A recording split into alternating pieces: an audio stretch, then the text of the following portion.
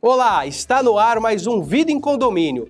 Você é corretor de imóveis, advogado, síndico, gestor condominial ou morador, esse é o seu canal para você tirar todas as suas dúvidas e conhecer um pouco mais sobre o mundo dos condomínios.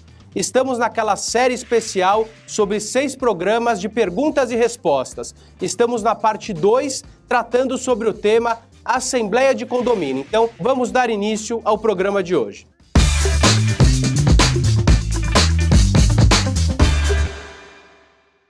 A primeira pergunta é do Maurício. As assembleias do meu condomínio estão atrasadas e o síndico fica mudando as datas pré-estabelecidas em ata.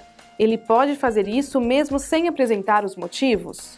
Maurício, o ideal é que seja seguido o cronograma da convenção, o prédio passa a ter uma rotina, então, desde a instituição, as regras precisam ser seguidas. Então, as pessoas passam a ter o hábito que no primeiro trimestre essa assembleia vai ocorrer, a assembleia ordinária. Então, se o síndico começa a esperar um prazo maior, sem qualquer justificativa ou com receio de que não vai ser reeleito, isso pode conotar, inclusive, má gestão.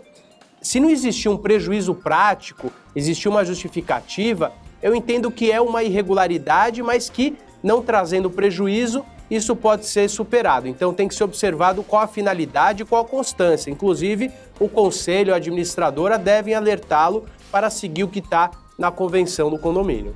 Para se instaurar o prolabore do síndico, é necessário a alteração da convenção do condomínio?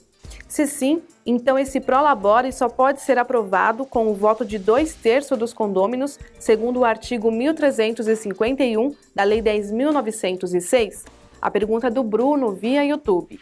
Bruno, o prolabore do síndico, ele pode ser instituído desde que não haja a proibição na convenção. Então a convenção não precisa trazer de forma explícita que esse síndico poderá ser remunerado. Caso exista ausência da menção, a negativa de que ele não poderá ser remunerado, a Assembleia pode deliberar, sim, pela remuneração desse profissional. É importante saber que essa remuneração ou isenção, ela é considerada para a Receita Federal como uma receita mesmo, a isenção, e, de toda forma, ela é tributada na isenção e na receita. Então, eu sugiro que, não existindo a proibição na convenção, sendo aprovada na Assembleia que esse síndico será remunerado ou será isento, que as despesas inerentes aos impostos também ficam por conta do condomínio. A terceira pergunta é da Deja.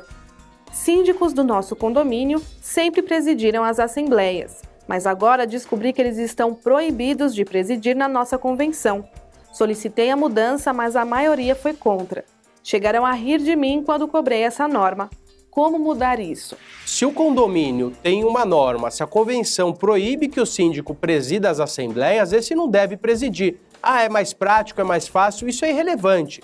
Tem que ser seguido o que está na convenção. Então, eu acho que o caminho é, na abertura de toda a Assembleia, você, por uma questão de ordem, colocar isso em pauta. Se você for voto vencido, é importante que conste em ata para que você tenha ferramentas para guerrear futuramente, se for o caso. Então, vamos supor que a maioria da Assembleia entendeu que essa pessoa, que esse síndico deve presidir, apesar de ser uma irregularidade.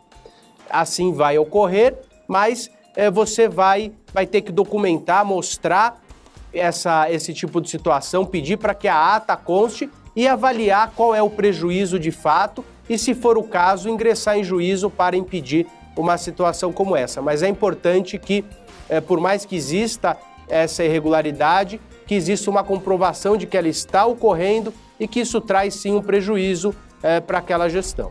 A última pergunta de hoje é do Flávio via YouTube. Precisamos fazer um aumento na garagem. Temos 2 unidades no térreo que não concordam e ameaçam embargar a obra. Eles podem fazer isso, mesmo que for autorizado em assembleia? Flávio, é uma questão delicada. Então, a realização de obras requer um quórum específico.